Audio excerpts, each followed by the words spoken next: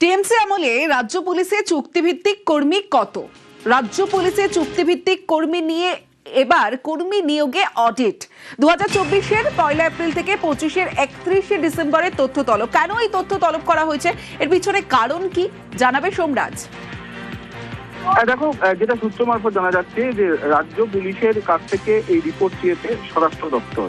কেন এই রিপোর্ট চাওয়া হয়েছে তার কারণ, যে চুক্তিভিত্তিক কর্মী নিয়োগ করা হয়েছিল বিশেষ করে 2024-এর 1 এপ্রিল থেকে 2025-এর 31 ডিসেম্বর পর্যন্ত, এক্ষেত্রে কিছু অসঙ্গতি রয়েছে এবং সেই কারণেই এবার অডিট অ্যান্ড অ্যাকাউন্ট বিভাগ তারা গোটা বিষয়টি খতিয়ে দেখবে এবং সেই জন্য অডিট করার সিদ্ধান্ত নেওয়া হয়েছে।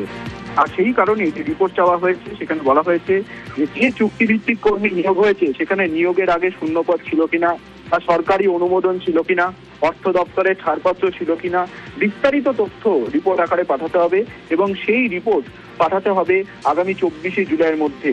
শুধুমাত্র রাজ্য পুলিশ নয়, কলকাতা পুলিশকেও এই রিপোর্ট পাঠাতে হবে। প্রত্যেকটি জেলার এসপিকেও এই রিপোর্ট পাঠানোর নির্দেশ দেওয়া হয়েছে। অর্থাৎ তৃণমূল জমানায় বিশেষ করে 2024-এর 1 এপ্রিল থেকে 2025-এর 31 ডিসেম্বর পর্যন্ত যত চুক্তিভিত্তিক নিয়োগ হয়েছে তার বিস্তারিত তথ্য তলব করা হয়েছে রাজ্য পুলিশের থেকে। স্বরাষ্ট্র দপ্তরের তরফে এই রিপোর্ট চাওয়া হয়েছে। বেশ।